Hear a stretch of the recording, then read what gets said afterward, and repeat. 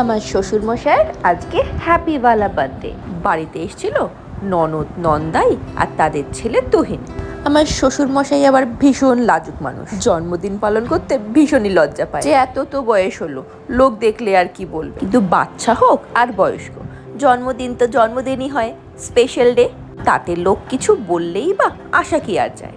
Happy birthday to you, happy birthday to you, happy birthday dear বাবা, happy birthday to you.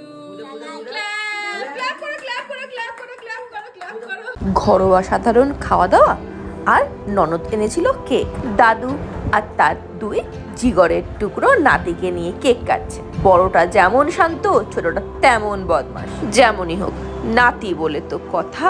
কাঁচা ঘুম থেকে মিভান বাবুকে তোলা হয়েছে, তাই আজ আর কেকের ওপর ঝাপটা মারে। না হলে কেকের ওপর সবার আগের নিশানি থাকে আমার সোনা বাবারই। তবে বাচ্চা হোক আর বড়, কেক তো সবারই খুব পছন্দের খাবার।